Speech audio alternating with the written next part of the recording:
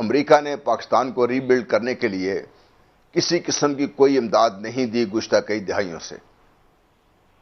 اس کے مخالف آپ دیکھ لیجئے کہ چائنا نے گزشتہ چند سالوں میں پاکستان کو تقریباً $50 ارب سے زیادہ یہاں پہ لگا چکا ہے اور لگانے کے لیے تیار بیٹھا ہوا ہے. آپ کا سی پیک فعال ہے اور تیز ہوتا جا رہا ہے. آپ کی جو گوادر پورٹ ہے وہ ماشاءاللہ پوری طرح ایکٹیو ہو چکی ہوئی ہے. کیا آپ امریکن پریزنس کسی قسم کی بھی اس طریقے سے الاؤ کر سکتے ہیں جو اس چیز کو تھریٹن کرے؟ اور کیا ہمیں اس چیز کا اندازہ نہیں ہے کہ چاہے وہ امریکہ ہو چاہے وہ بھارت ہو، کسی کو سی پیک باعث پسند نہیں ہے. اور نمبر 2، جو گوادر پورٹ کا کسی طریقے سے چائنیز کا یہاں پہ موجودگی نہ صرف یہ کہ ان کو پسند نہیں ہے بلکہ ہمارے کئی دوستوں کو اس سے پسند نہیں ہے اور انہوں نے بڑا ایکٹیولی اس کے خلاف کام بھی کیا ہے. اب جب ان حالات کو دیکھتے ہیں آپ تو آپ کو بڑا واضح ہو جاتا ہے کہ پاکستان کے پاس اگر یہ آپشن ہم سوچ بھی رہے ہیں تو میرا خیال اس سے بڑی ہماری غلطی، شاید یہ تمام غلطیوں کی ماں غلطی ہوگی ساری. یہ جو اڈوں والا معاملہ ہے کہ امریکہ کو اڈے دے رہا ہے پاکستان، یہ شروع ہوتا ہے اپریل میں، جب امریکن سینٹرل کمانڈ سے وہاں ایک سٹیٹمنٹ جاری ہوتا ہے اور بریفنگ میں یہ کہا جاتا ہے کہ ہم ہمسایہ ملکوں میں کوئی جگہ ڈھونڈ رہے ہیں جہاں سے ہم افغانستان میں اپنے ایریل سٹرائکس جاری رکھ سکیں اور کنٹرول کر سکیں چیزوں کو افغانستان سے باہر رہتے ہوئے. تو پہلے شک کیا گیا کہ پاکستان ہی ایک ایسی جگہ ہے جو ان کو سب سے زیادہ سوٹ کرتی ہے. پھر یہ کہا جانے لگا کہ پاکستان اس بات کو جان لے کہ خراب حالات کی سب سے زیادہ جو نقصان ہوگا وہ پاکستان کو ہوگا. اور پھر اڈوں کی بات ہوئی. افغان میڈیا نے کلیم کیا ہے کہ پاکستان میں کرم ضلع کے اندر 2 جگہوں پہ جبکہ پارا چنار میں 1 جگہ پہ اور دیگر کچھ جگہوں کے اوپر امریکنز کو فیسیلیٹیٹ کیا جا رہا ہے، ان کو اڈے دیے جا رہے ہیں. طالبان نے اس پہ تشویش کا اظہار کیا ہے لیکن انہوں نے ملک کا نام نہیں لیا. بظاہر جو خبر میں نے پڑھی ہے وہ پڑوسی ملک ایسے کر کے بات کر رہے ہیں. تو شہزاد چودھری صاحب ایکچولی ہے کیا؟ آپ کی فائنڈنگز کیا ہے اس میں؟ دیکھیں 1998 میں ابھی جب یہ 9/11 ظاہر ہے نہیں ہوا تھا اور صرف القاعدہ یا اسامہ بن لادن کی موجودگی ڈٹرمن ہوئی افغانستان میں اور وہاں پر امریکہ نے حملہ کرنا چاہا. اس وقت ہم نے کوئی 1267 UNSC ریزولوشن پہ سائن نہیں کیے تھے، 1373 ریزولوشن پہ سائن نہیں کیے تھے UNSC کی، یہ ابھی تک نہیں پاس ہوئی تھیں جس کے ہم سگنیٹری بنے، بلکہ ساری دنیا ہی سگنیٹری بنی. جب وار آن ٹیرر سیکورٹی کونسل نے ڈکلیئر کر کے تو ساری دنیا پہ لاگو کر دی جہاں جہاں پر ان کو اس طرح کے خطرات موجود نظر آتے تھے. ابھی تک یہ نہیں ہوا تھا. 1998 میں جنرل زنی بیٹھے ہوئے تھے، chief of army staff general Jahangir کرامت تھے ان کے دفتر میں، اور انہوں نے کہا کہ اب جب میں آپ کے پاس بیٹھا ہوں تو اس لیے بیٹھا ہوں کہ اس وقت آپ کے علاقے سے بہت سارے میزائل، کم از کم 200-250-300 میزائل جو ہے وہ اس وقت آپ کے علاقے سے فلائی کرتا ہوا جلال آباد جا رہا. تو اس لیے بیٹھا ہوں کہ آپ کو گھبرانا نہیں چاہیے اور آپ کو بتانے کے لیے آیا ہوں. کہنے کا مطلب یہ ہوا جب جلال آباد پہ اٹیک کرنا تھا، جب کسی اور جگہ پہ اٹیک کرنا تھا، مثال کے طور پہ اگر ان کو تورا بورا میں جب اٹیک کرنا تھا اس قسم کے، تو وہ جہاز پاکستان سے ٹیک آف نہیں کیے تھے، وہ میزائل پاکستان سے نہیں مارے گئے تھے. امریکہ کے پاس یہ تمام سہولتیں موجود ہیں اگر وہ افغانستان میں وہاں پر آ کر اپنا کوئی کسی قسم کا ایکشن آپریشن کرنا چاہتا ہے.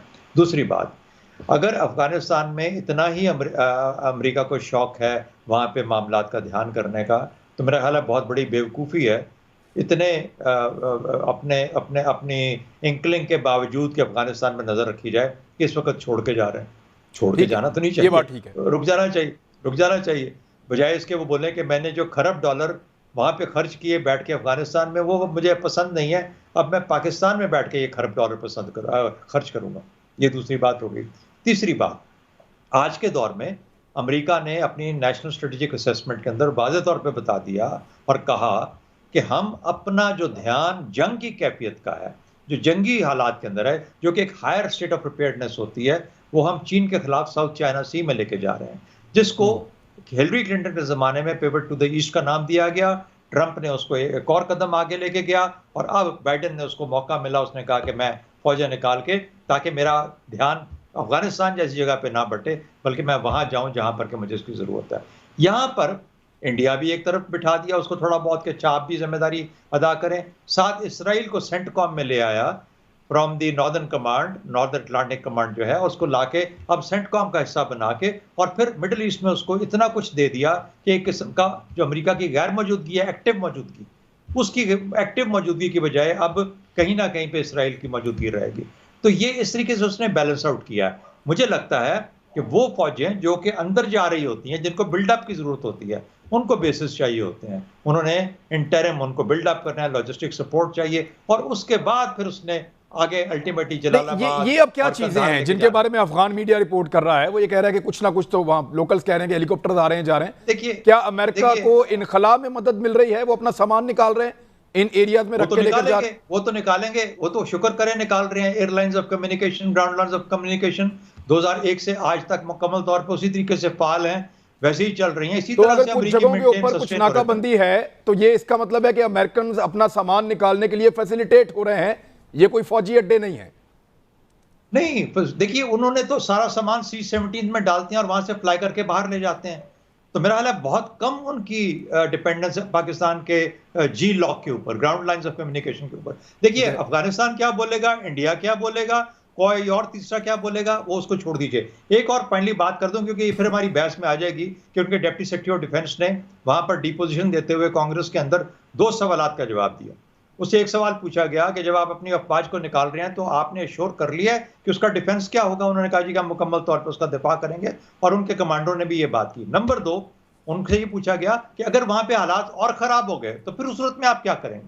انہوں نے کہا ہم اپنے دوست پاکستان سے بات کر رہے ہیں، پاکستان کے ساتھ ہمارے تعلقات بڑے اچھے رہے ہیں، ہم وہ تعلقات جاری رکھیں گے اور ہم کوشش کریں گے کہ پاکستان وہاں پر امن لانے کے اندر مدد کرے. اب امن لانے کا مطلب یہ ہے کہ انٹر افغان ڈائلاگ میں مدد کرے، طالبان پہ اثر رسوخ استعمال کرے، یا کس طریقے سے استعمال کرے. تو میرا خیال ہے کہ پاکستان کو بھی اسی حد تک ہی رہ کے ٹھنڈا کر کے پینا چاہیے. ہمیں بہت زیادہ اس چیز کو بڑھاوا دے کے ایسی ہائپ نہیں کریٹ کرنی چاہیے جو کہ ایگزسٹ ہی نہیں کرتی.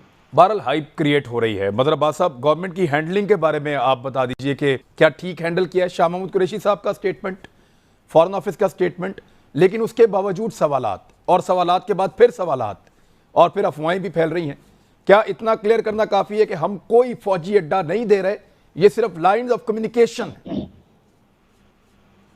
نہیں، میرا خیال ہے عمران اتنا آسان نہیں ہے. میرا خیال ہے مجھے کافی جو ہے تشویش ہے اس چیز پہ نہیں کہ وہ کیا کہہ رہے ہیں، اس چیز پہ کہ post American exit from Afghanistan Pakistan میں کیا سچویشن ہوگی.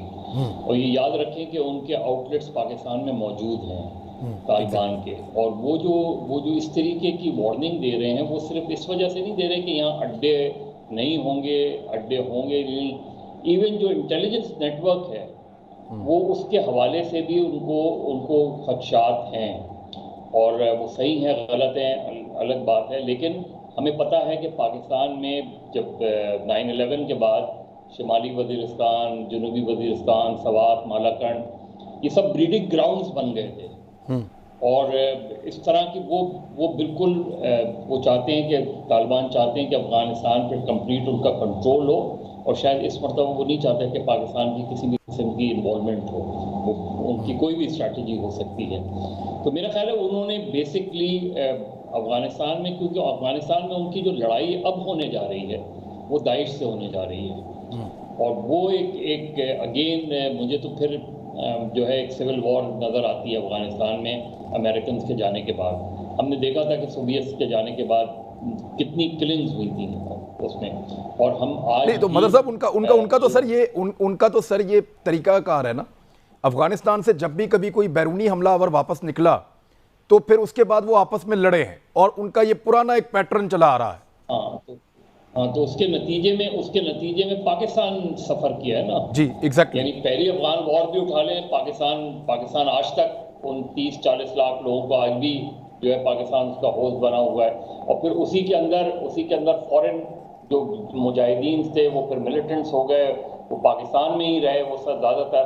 اور یاد رکھیں کہ مشرف کے پیریڈ میں کچھ اڈے استعمال ہوئے تھے پاکستان کے. سندھ میں ایک ایئرپورٹ سے جہاز جایا کرتے تھے باقاعدہ اس کا، اور پھر اس کو ایکنالج بھی بعد میں کیا، پھر اسے ختم بھی کیا گیا.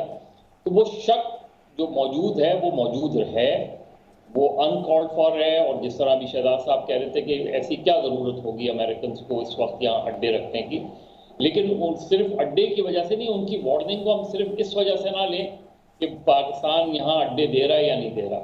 وہ امریکن اور پاکستان کی ریلیشن شپ کو بھی بہت اس شک کی نگاہ سے دیکھیں گے. اور یہی ہمارے لیے سب سے سینسٹیو ہے، کیونکہ آفٹر 9/11 اس مرتبہ جو 2021 میں پاکستان کو اپنی جو انٹرنل سیکیورٹی ہے اس کو بہت زیادہ توجہ دینے کی ضرورت ہے، کیونکہ کراچی گراؤنڈ بن سکتا ہے، پنجاب میں سیکٹیرین جو ہے وہ دوبارہ سر اٹھا سکتی ہے پرابلم، اور خیبر پختونخوا اور بلوچستان سب سے زیادہ. یہ جو سچویشن ہے اس کو پاکستان کو بہت زیادہ جو ہے سینسٹیو معاملات ہیں اور اس کو بہت کیئرفلی ہینڈل کرنا پڑے.